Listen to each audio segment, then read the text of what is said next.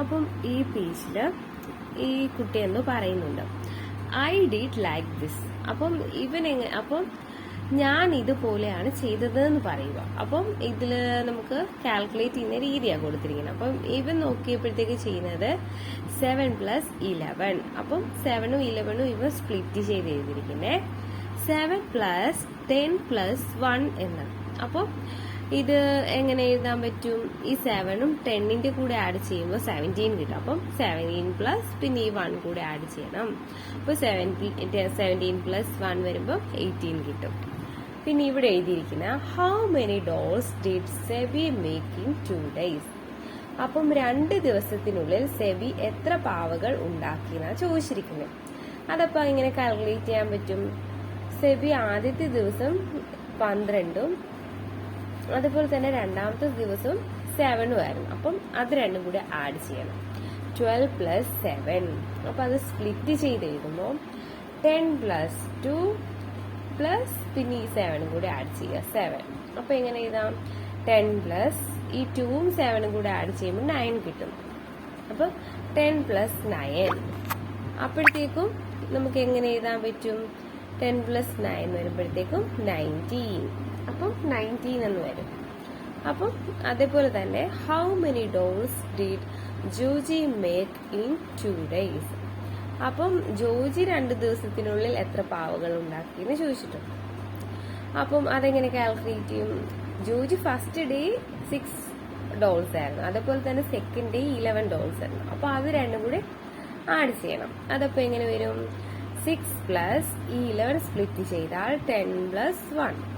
അപ്പം ഈ 6ഉം 10ഉം കൂടെ ആഡ് ചെയ്യുമ്പോൾ എത്ര കിട്ടും? 16. അപ്പൊ 16 പ്ലസ് പിന്നെ ഈ 1 കൂടെ ആഡ് ചെയ്യണം 1. അപ്പൊ എത്ര കിട്ടും? 17. അപ്പം അങ്ങനെ 2 രീതിയിൽ ചെയ്യാൻ പറ്റും. പിന്നെ ഇവിടെ ദി റിമൈനിങ് അവശേഷിക്കുന്നത് 6 of the dolls Sebi made were sold. Athira bought 2 and Thomas bought 4. How many left? Sebi ഉണ്ടാക്കിയ പാവകളിൽ 6 എണ്ണം വിറ്റു. ആതിര 2 എണ്ണവും തോമസ് 4 എണ്ണവും വാങ്ങിയിട്ടുണ്ട്. അപ്പം എത്ര ബാക്കിയുണ്ടെന്നാ ചോദിച്ചിരിക്കുന്നത്. അപ്പം സെബി മെയ്ഡ് 12 ഡോൾസ്. അപ്പോൾ സെബി 12 പാവകൾ ഉണ്ടാക്കി. സോൾഡ് 6. വിറ്റത് 6 എണ്ണം. അപ്പൊ ഡോൾസ് ലെഫ്റ്റ് എത്ര എണ്ണം എത്ര പാവകൾ ബാലൻസ് ഉണ്ടെന്ന് എങ്ങനെ കണ്ടുപിടിക്കും? സെബി ആകെ ഉണ്ടാക്കിയ പാവകളിൽ നിന്ന് വിറ്റ പാവകളുടെ എണ്ണം കുറയ്ക്കണം. അപ്പം 12 - 6.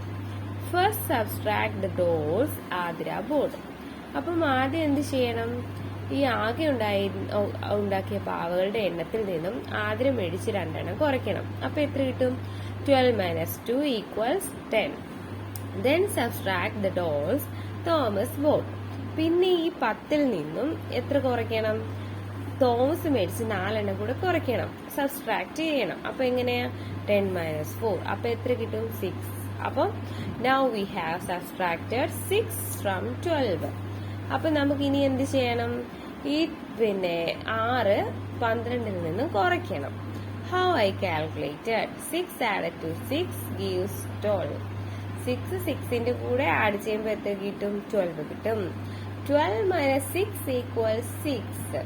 അപ്പം 12ൽ നിന്ന് 6 പോയാൽ എത്ര കിട്ടും? 6 കിട്ടും. അപ്പം നമ്മളിപ്പോൾ മൊത്തം 6ആണ് 12ൽ നിന്ന് കുറച്ചത്. പിന്നെ ഇവിടെ 7 dolls of the 11 dolls Joji made were sold.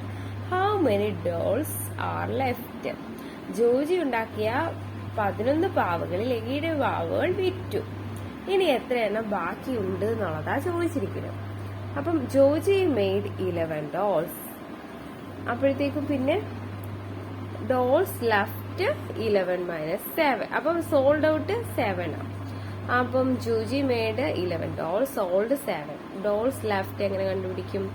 ആകെയുള്ള പാവകളിൽ നിന്നും വിറ്റ പാവകളുടെ എണ്ണം കുറയ്ക്കുക. അപ്പം 11 - 7 വരും. അപ്പം 1 was sold first. അപ്പൊ ആദ്യ ദിവസം ഒരെണ്ണം വിറ്റു. അപ്പം 11 - 1.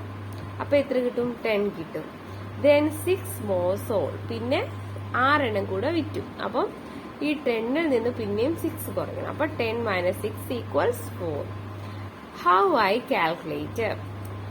4 added to 7 gives 11. 11 - 7 = 4. അപ്പം 4ന്റെ കൂടെ 7 കൂട്ടിയാൽ എത്ര കിട്ടും? 11 കിട്ടും. 11ൽ നിന്ന് ഈ 7 കുറച്ചാൽ എത്ര കിട്ടും? 4 കിട്ടും. അപ്പൊ അങ്ങനെയാണ് അത് കാൽക്കുലേറ്റ് ചെയ്തത്.